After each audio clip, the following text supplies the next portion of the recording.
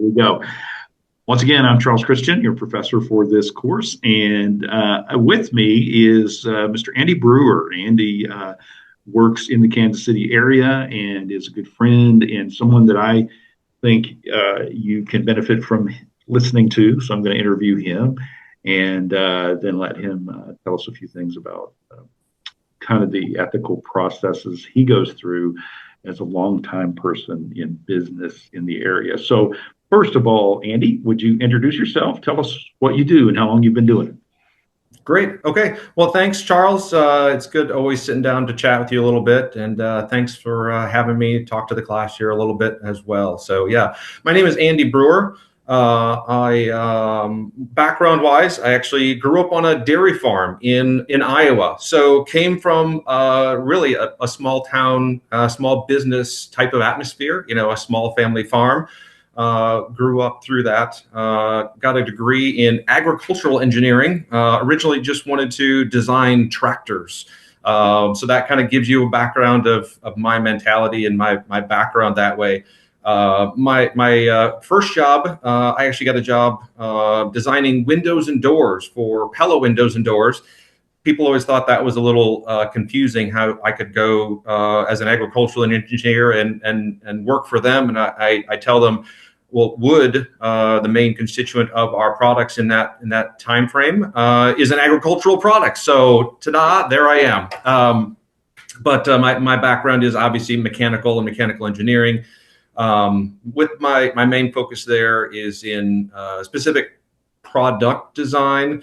So working with codes and standards, as well as process design, business cases, and implementation. So, I really work closely with the whole business, from customers, internal to manufacturing, training people, OSHA codes, outside codes and standards, and then, long term. The long term of a product or any item that I design or tool up, it's not just the day I design it or build it. It's what happens 5 years, 10 years, 20 years down the road, when that product is still in use, and what are the implications to a business and a company in those manners as well. So I really look at the full breadth of a product from customer through life cycle. Okay. And talk about where you're connected now, or where you work now, if you can. I mean, Yeah.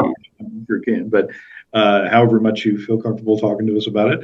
But where are you working? Kind of what your day to day. I know your day to day changes a lot, actually, but what your sort of day to day processes are there. Sure. Yeah. Now, currently, I work for a company called Cornerstone Building Brands. We are the largest building products manufacturer in North America.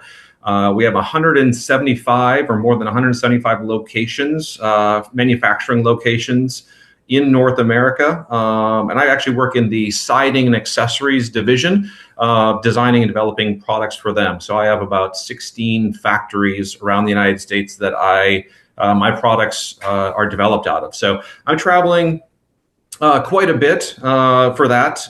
Probably once every other week, I need a business trip to one of those facilities. Or if I'm developing new tooling or talking to suppliers, I'm traveling to each of those other companies or other locations individually as well. So the rest of the time, I'm work remote from home. So generally, 3 or 4 days a week, I'm working remotely from my home office. And then, every other week or so, 2 to 3 days out traveling and traveling around from my home base in northern Kansas City. We love it here, and it works especially well for the job I'm doing today, traveling the country. It's just a short flight of a couple of hours to almost anywhere in the United States, so it works well that way. That's great. What are some ethical issues in your job that you face on a consistent basis? Some things that have a particular process in regard to things like spending money or the overall, as you mentioned, working of a product over its lifespan. Talk about some of those issues that you not wrestle with, but you deal with every day. Gotcha. Yeah. So I understand what you mean there by the ethical issues towards that. It's what do I what does the customer deserve from me and from my products as I'm developing them? And when I think of the ethics of that, the best way I can explain that is I don't define the ethics explicitly myself, as much as the ethics for any one individual product are designed or developed by the expectations of the customer, and where they're at. So um, one standard I'll talk to is, say, durability and life of a product, and the ethics of, well, do you design a product to last forever, say 500 years? Do you design it for a 20-year lifespan, or do you design it to fall apart in 6 months? And what are the ethical choices there? And that's really where it comes down to. I think number one, the business needs to align, the expectations of the customer need to be aligned with the reality of the business, and at the same time, ensuring from a product development standpoint, that we do have the legal paperwork, the legally defining documentation in a lot of cases, and myself personally knowing things like building products, they will sometimes prorate the value of the product long term into warranties. We have lifetime warranties, but they're limited lifetime warranties or full lifetime warranties.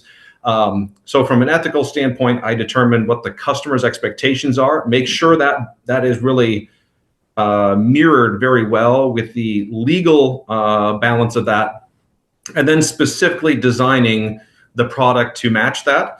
And from a, I think that's the best ethics from especially from a design engineering standpoint. And myself now a principal engineer. I'll use a term. It's a little bit more non-standard, but just to keep your nose clean. That you, they can't come back at you and say you were undercutting or overpricing or underperforming if business and the customer's expectation match the product's actual performance.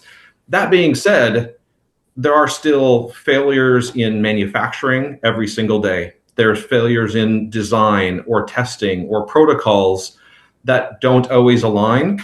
And in proceeding forward, one of the ethics of that step are, once you actually match up with the expectations of the customer, is the general legal and ethical standard is, if a customer brings up a issue to you, to the company, you're basically given one free blessing of, okay, you can go fix it now, and not have any legal recourse or ethical recourse is really what I think of it as, because I can't know everything. I'm not an all-knowing, being that can know all of the details.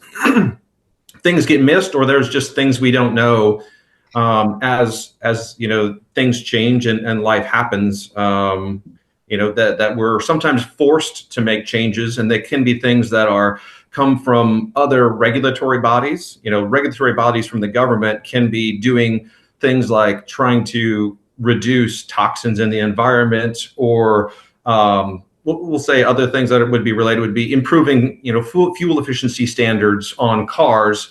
That would then affect the life of the product accordingly, but it's a balance from that regard. So the ethics is really balancing all of those factors, and you get that one gimme within any one range. And remember that's, you don't want to be too loose with that, I think. But just knowing that otherwise you might get frozen with a non-decision point because you're too scared from a risk standpoint. But there really is some forgiveness there. And isn't that maybe one of those, almost done, but those crossroads where the law, like legal things that are passed down through the industry, and the ethics of the individual and the company sort of are at a crossroads, because, they say, the healthy company tries to let their ethics put a clear distance, a positive distance between ethics and the law. In other words, if you're always doing the legal minimum, you could get caught up in a potential long-term problem because those legal standards might change very suddenly. Whereas if sort of your ethics is higher, let's say, than the legal standard, then you still have some wiggle room as those things change. Does that make sense to you? How does that look in your industry? Um, I see there. You were saying there's that the difference between the minimum and we'll say maximum moral Right. standard. Um, my personal place, I have only, and the businesses that I have worked for have generally only been to, we'll say I'll call it the maximum standard, but a good standard is what I Right. would say. Mostly because, and I was telling you that my work history is large corporations where, I have products where they've produced 10 million of my designs. So think of that. If Right. that's 10 million customers and 10 million operations on an individual assembly, you're going to get caught if it Yeah. doesn't perform or doesn't work well from a statistical life standpoint. So Right. at a large corporation standpoint, the ethics become almost a requirement and a have to have Right.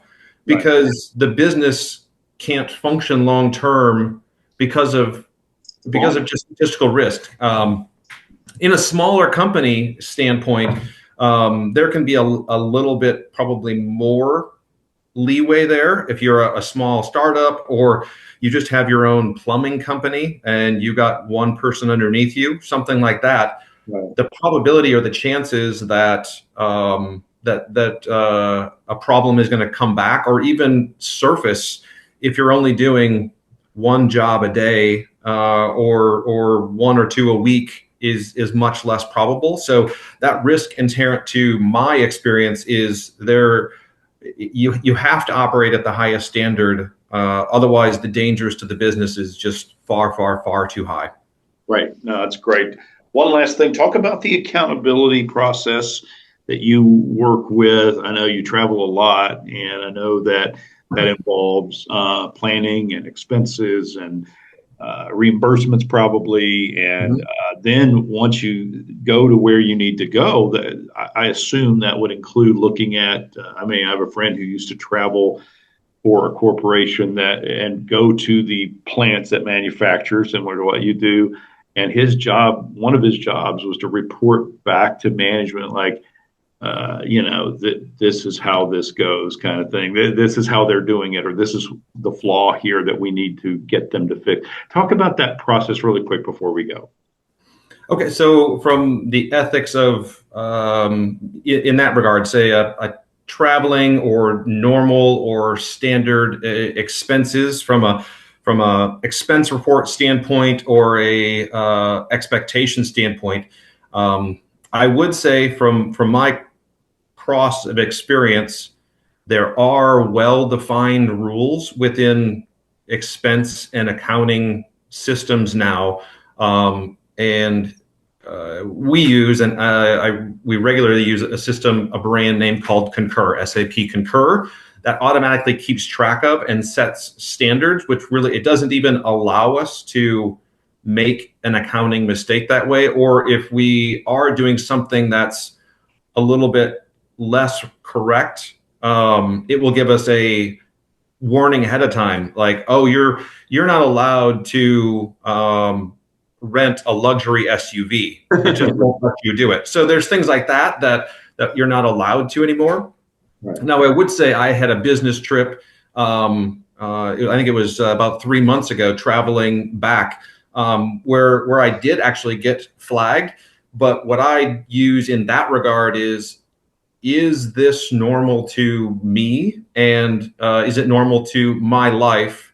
And that gives me some gray area there, or it makes it black and white because I have a set of standard rules that I can follow. I was actually flying back. I did a roundabout trip. I think I was in Canada, I was in South Carolina, I was in Houston, and then flying back to Kansas City. I had a stop in Houston in the airport. And everything's bigger in Texas. We all know, including the bills at the airport. So I stopped at the airport, and a standard meal for me, myself, I'm gluten sensitive, so I can't have a piece of pizza. I can't have a sandwich. I'm not going to go to McDonald's and have a Big Mac. So I sat down and I had salmon with French fries, and a glass of wine. And the bill came up to, I think it was something like $65 or $70 was the ticketed bill. And I said, well, this is a standard meal for me. And then you obviously add a tip on top of that, because this is you're trying to be nice, right? So the ticketed amount on the expense report was $95, and I had never had anything that was that extraordinary before. But it's difficult I'll say these days and times where there are different prices in different locations, as well as inflation is changing rapidly, and prices are fluctuating. Right. I did too, and my boss came back to me and said, "Well, why did you charge so much? Did you get there and just get sloppy drunk and just drank all night?" And I said, "No, I did not. This is what I did." And I went back to my rules and my black and white, which was, I want healthy food that's gluten free, and a glass of wine in the evening after work hours, which is also acceptable in the work environment that I'm in, and is a written rule. And they said, okay, just make sure you take a picture of the receipt next time and document the itemized receipt and continue on. I said, okay, good. Yeah. So what I look at it as, it's a little bit, it's probably easier for me now after being in corporate and being in this life for 30 or 40 years. Yeah. I have memorized and know the actual accounting rules or ethical rules. There's so many rules of thumb out there that actually exist that you can use. Yeah. And there aren't as many. And if you ask questions, you can know them. Right. But it really just comes from a lot of experience. So that's documenting and have good accountability. Just finally, real quick, because we're about to run out of time, but do you have, if you see something in the manufacturing, just give me a quick example of a process. If you see something, you go, that just doesn't seem right, or that's not going to help us. What can you do? What do? You have people that you report back to and say, this process isn't working well, or this is going to end up, the customers are not going to be benefiting from this, or whatever. Real quick, what can you do? Okay. So I understand what you're saying there.